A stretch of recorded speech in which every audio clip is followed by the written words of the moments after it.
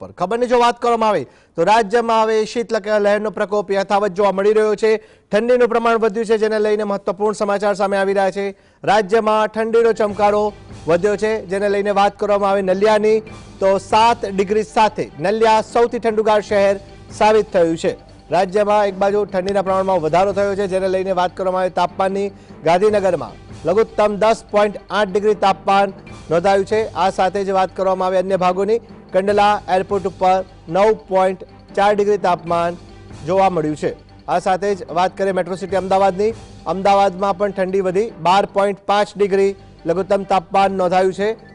આ સાથે જ ડીસામાં 11.4 અને રાજકોટમાં 10.9 ડિગ્રી લઘુત્તમ તાપમાન નોંધાયું છે। રાજ્યમાં શીતલહેરના પ્રકોપ યથાવત જોવા મળી રહ્યું છે। છેલ્લા 3-4 દિવસથી ઠંડીનું પ્રમાણ વધ્યું છે, જેને લઈને વાત કરવામાં આવે તો વહેલી સવારે પણ ઠંડા પવન સાથે ઠંડીના પ્રમાણમાં વધારો જોવા મળ્યો હતો। વિઝિબિલિટી પણ ઓછી જોવા મળી હતી અને એક બાજુ કહી શકાય છે કે રાજ્યના અન્ય ભાગોમાં પણ વહેલી સવારે ધુમ્મસનો માહોલ જોવા મળ્યો હતો। ત્યારે ઠંડીના પ્રમાણમાં વધારો હજી 3 થી 4 દિવસ સુધી ઠંડીનું પ્રમાણ યથાવત રહેશે અને ત્યારબાદ ઠંડીના પ્રમાણમાં ઘટાડો થાય તેવી હવામાન વિભાગ દ્વારા આગાહી કરવામાં આવી છે।